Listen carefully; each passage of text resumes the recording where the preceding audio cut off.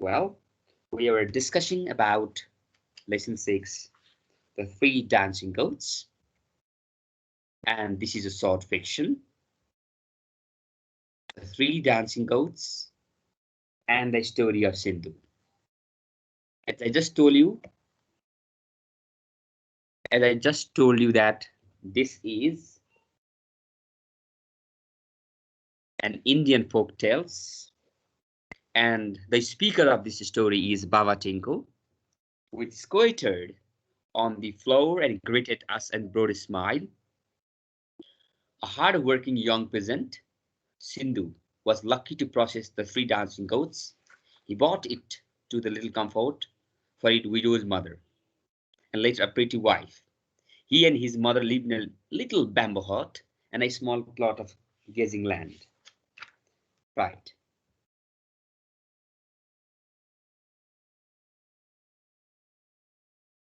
As you can see on the picture, the small hut. He and his mother lived in a little bamboo hut and had a small plot of grazing land. Their entire wealth consisted of a couple of cows. When a year of drought came, they were in great trouble. So that one morning, Sindhu's widow's mother, with full of tears in her eyes, said to her son, Sindhu, we shall have to get rid of these two cows. They had two cows in their house. So go to the market town and sell them. Right, she said to her son Sindhu. The thought of selling the cows they loved so much made the boy, distressed the boy, means made the boy unhappy. It was pity that they had not enough fodder, but what they could do. So Sindhu set out with the two cows and said to himself that he was not going to sell them to a butcher, but that he would beg their purchaser to take care of them. Before coming to the market town, he met an old woman who was going to the market to sell her three goats. So both Sindhu and the woman rested under the big tree and both plucked, means they plucked the leaves from the trees to feed their pets. Sindhu had cows and the woman had three goats. Then the old woman looked at the boy compassionately, and as he was feeding the cows and said, she said, tell me, my lad, what is troubling you? I know it is not a good time for the peasants. I mean for the farmers to sell the cows. What can I do? I have to sell two cows we love so much, said Sindhu. Sindhu was not happy to sell the cows. Right. To move further, the thought of selling the cows he loved so much distressed the boy actually. The old man asked all sort of questions and at last came close and said,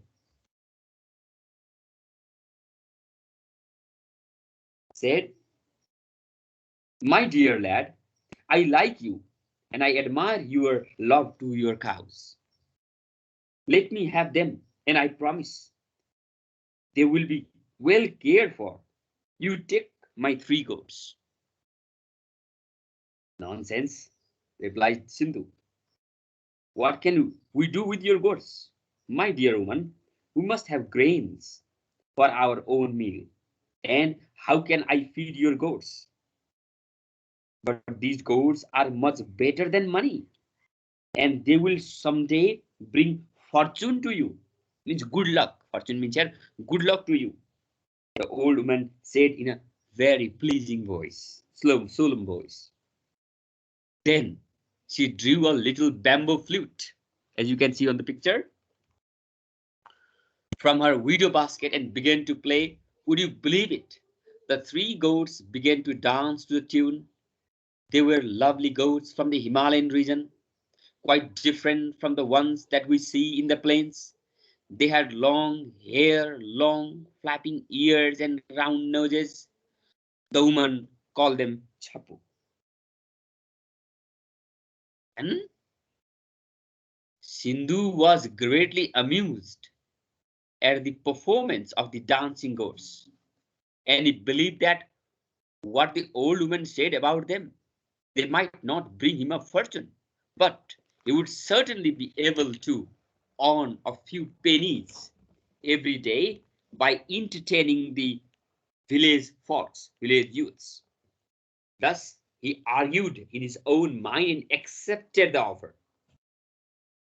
Again, the lady said gently, "Be content with what you have got, my son. Here is the flute, and there are my beloved goats. God bless you all."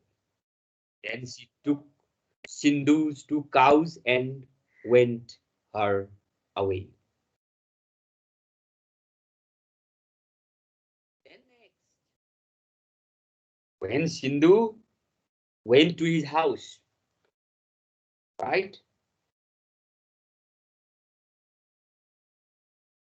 He, his mother, shocked what he had brought back. She was not happy, means she was unhappy. Sindhu played the flute, and the three goats danced as merrily as ever, but it only made her sad. She thought her son has been cheated by the wicked market folk, and perhaps he lost his senses.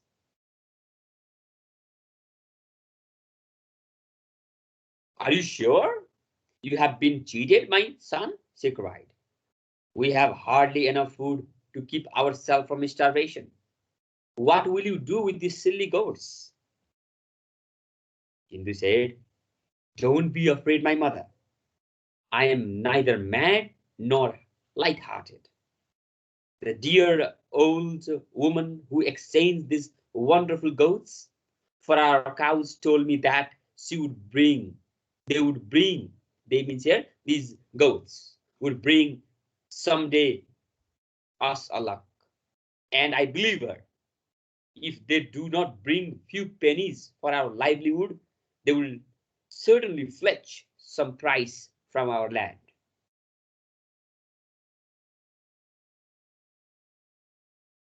Right. Now, Sindhu's landlord lived close to the village. His daughter, a girl of beauty, as you can see on the picture, soon heard the dancing goats and wanted her father to summon the peasant for to bring the peasant or to bring the Sindhu for her entertainment. Then what happened? Then one day Sindhu took his flute and goats, went to the landowner's house. He played his flute as well as he possibly could, and the three dancing could danced as merrily as ever, their lovely long ears flapping in rhythm, and the movements of their limbs were very graceful. It was an enchanting performance. Very nicely they danced. The landowner's daughter offered to buy one of the goats and asked what price Sindhu wanted for it. Sindhu said, "It cannot be purchased with the money, dear lady," adding that if she really wanted one of his precious pets, she would have to pay a visit to his widowed mother and take her a barrel of foodstuffs. For he lived and labored for his mother's happiness and comfort. The girl was so eager to have a goat that she agreed to go to the peasant's hut with a barrel of foodstuffs. Sindhu and his mother were very happy to welcome this beautiful daughter of their land in the humble cottage, and the girl was delighted to own a dancing goat. A few days later, another summons. came from the landowner. Sindhu went with his flute and the two goats. The girl came out and said, "You dear lad, I have not been able to make my goat dance at all. I have I have had expert musicians from the temple to play for him, but he won't dance. Our village soothsayer says the goat will never dance without a companion. Will you let me the goat another goat?" Sindhu was delighted, both for the sake of his mother and for himself, as he was enchanted by the beauty of the girl. "Of course, you can have another of my pets, but this time I would ask for the gold ring you wear, as well as the barrel of foodstuffs," replied Sindhu politely. The girl was pleased, and without hesitation took off her favorite ring and gave to Sindhu. By the time he returned home, a barrel of foodstuffs had reached to his mother. But again, after a few days, one of the girl's maids brought a message from her, saying that her goats still refused to dance and no longer responded to the sound of music, so that she was very sad. Sindhu went to see her and took his third goat with him. She was on the doorstep of her house, waiting for him. She said, "What am I to do now? The village priest says that my goats will dance if you give me the third goat. But I hate to ask you for it, as it is the only pet left to you." "My dear lady," Sindhu said humbly, "I would willingly part of my last goat. It would make you happy. But let me play my flute and see them dance once again." So he played the flute.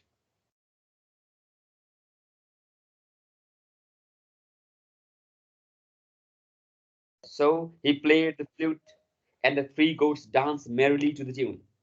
As soon as the music ceased, means stopped, the girl exclaimed gleefully, "Now I know, my dear lad. Now I see. I it was a magic of the flute that made the goats dance. Will you let me the flute as well as the third goat?" Sindhu looked at her for a moment and said, "Yes, I gladly give you, my charming lady, but now you have discovered my secret. I would ask you to tell the meaning of these three colored stones set in the gold ring you gave me. When I know that secret, I shall only ask for the barrel of foodstuffs in exchange for my last goat and my magic flute." The girl was rather em- embarrassed. Embarrassed means very sad, and hesitated for a little or for a while. "Can this peasant aspire to marry me?" she wondered. "Why is he curious to know the meaning of these three stones? Anyhow, I am not the girl to give up a thing once. I have set my mind on it. I must have the gold and the flute." So ran her thoughts. "Yes," she said in whisper, "I will tell you the meaning. There are three strands of the hair hidden in my black silken tresses. One is pure white, the color of diamond. Listen carefully. One is pure white, the color of diamond. One is dark red, the color of ruby. And one is bright green, the color of an emerald. So in my ring, there are three stones of similar colors. But all this is sacred, dear lad." "I understand, beautiful lady. I understand, beautiful lady," Sindhu said. "Here is my flute and there is my goat.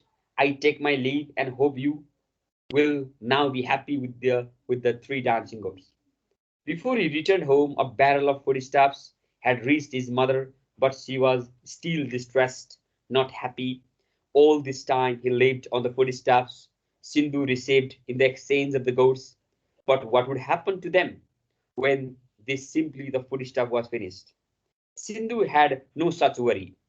He believed in the words of the lady who had taken the cows in the exchange of the goats. The three dancing goats would bring him luck. Meanwhile, Sindhu worked as a laborer of his landowner's farm. He was happy because he could thus catch just a moment glimpse of the landowner's daughter. Then, one day, it came past to the landowners announced the intention of finding a suitable bridegroom for his lovely daughter, finding a good boy for his lovely daughter, and made it whoever would name the three strands of the hair among her black silken tresses would have for the bride. So what was the condition? Name the three strands of the hair hidden among the black silken tresses. Many young men tried their luck. Right? Many young men from all parts of the country came and tried their luck, but no one of them could make the right guess. So what happened? Sindhu.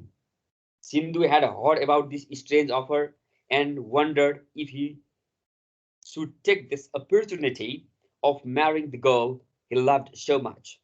But would the landowner allow his daughter to be married with such simple peasant? Perhaps the girl herself would dislike being the wife of a poor farm laborer. These thoughts tormented and angered him. Poor Sindhu. But one day, as he was watching the dance of the three goats, his mind was made up. He thought that the old woman who had given him the three goats awakened him the strange hope of success. Presently, he met a handsome but a very gaily dressed young man on the village. Right, in a high road. What's the best way to go to the manors? Means that landowner's house, the man said. It is a long from here, far across the meadows. I will show you the way, sir, if you like. Sindhu answered politely. As they were walking along, Sindhu muttered aloud to himself and cited, Alas, I am just a poor peasant. Otherwise, I would certainly have won the land of our landowner's daughter. What? Exclaimed the young man. What are you saying? Are you mad?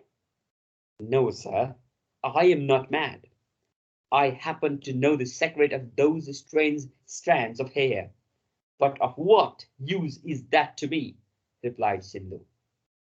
Tell me what they are, my good fellow.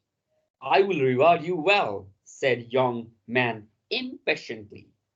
Sindhu answered haltingly, You see, master, I can't tell you the secret unless I am brought into the presence of girls. How can I enter the house? The young man suggested that he would find a rich livery for Sindhu, who should enter the house with his servant. As they returned to the village, the young man ordered a beautiful, look, the young man ordered a beautiful livery with the silk turban, and the Sindhu looked very attractive with his gay attire. Once on the village high road, they found conveyance and within a short time arrived at the manors of the landowner's house. The hall was crowded with a number of suitors. There were lots of young men in the hall, all trying to guess the riddle. The girl sat by her father, near her father, on a raised platform. She was dressed simply. Her beauty, grace, charm did not require the refinements of luxury. Nobody recognized Sindhu. Very, very interesting. He stood calmly by his secret master, who was constantly pressing him to whisper the secret to him. Then all of a sudden, Sindhu declared in a solemn voice, The noble lady has one pair of white pair. The noble lady has one hair, pure white, the color of diamond, one dark red, the color of ruby, and one bright green, the color of emerald. These three strands of hair are hidden among her black silken tresses. That is correct. This is a splendid guess, exclaimed the landowner. Sindhu then took off his disguise and appeared before the landowner. The young man who had engaged Sindhu as his servant started up in a dismay. What? What? Impossible! The other suitors too were astonished. But the landowner, although distressed, which was not happy with the prospect of such son-in-law, calmly asked Sindhu, now tell us how you came to know the secret.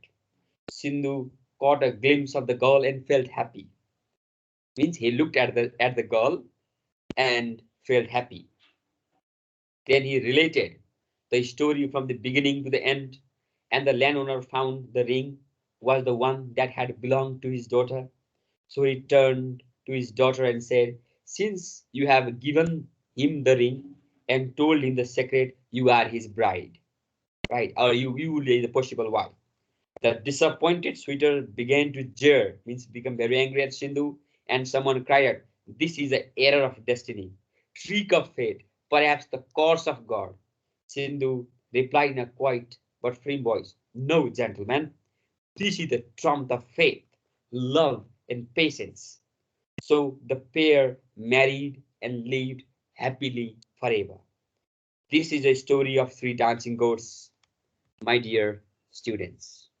So from this lesson, we can learn, we can get a lesson that this story is talking about animals and witchcraft. It is a story about poor and hard-working youth succeed in marrying the beautiful and rich girl, owning the party, the magic of flute, and the luck is mentioned in this story. This story talks about the goodness of heart, faith, patience, and ingenuity. And this is how the story is framed, and this is a story that gives us how dedication is really important in our life, how trust is really important in our life.